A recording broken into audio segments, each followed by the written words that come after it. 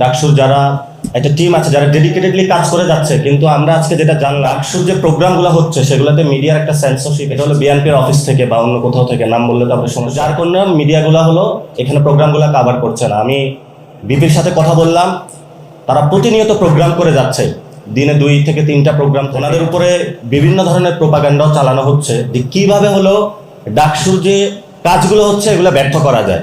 কিন্তু ডাকসু তার কাজেই প্রমাণ করে দিবে এটা বাংলাদেশের সবচেয়ে সফল ডাকসু, এবং ভবিষ্যতেও তাদের পদচিহ্ন থেকে আমরা আশা করবো আরো সফল ডাকসু আসুক, তবে পদরেখা বা পদচিহ্ন এখান থেকে শুরু হয়েছে, এটা আমাদেরকে স্বীকার করতে হবে।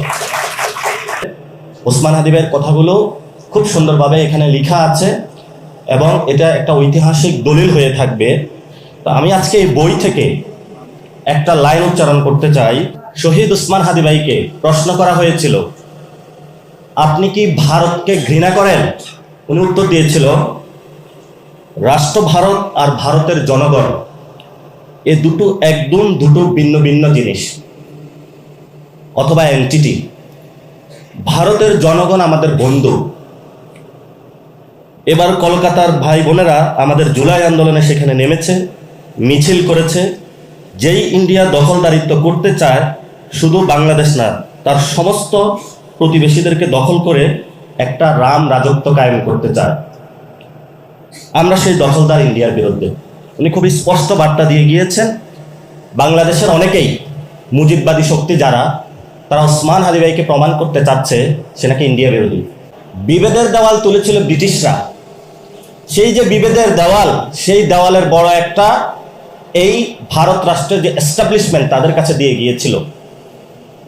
আমরা পাকিস্তান রাষ্ট্র যেটা আছে সেই বিভেদের দেওয়াল থেকে বের হয়ে একটি বৈষম্যহীন বাংলাদেশ 1971 সালে গোড়াপত্তন হয়েছিল, সাম্য, মানবিক মর্যাদা এবং ন্যায় বিচারের ভিত্তিতে।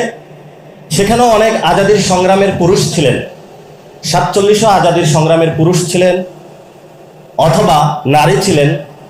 এভাবে যুগে যুগে অনেক সংগ্রামী মানুষ ছিলেন যাদের রক্তের মধ্যে কোনো বিভেদের দেওয়াল। আপনারা জুলাই আন্দোলনে দেখেছেন কৃষক, শ্রমিক, মজুর, কুলি সবার একসাথে রাজপথে রক্ত পড়েছে। এই রক্তটায় কোনো চিহ্ন করা যায় না এটা কি জামায়াত ইসলামের রক্ত নাকি বিএনপির রক্ত নাকি হলো কোনো সাংবাদিকের রক্ত। সেই রক্তটার একটি লাল চিহ্ন ছিল যে রক্তের মধ্য দিয়ে প্রতিনিয়ত আমাদের আজাদির ডাক দেওয়া হয়েছিল।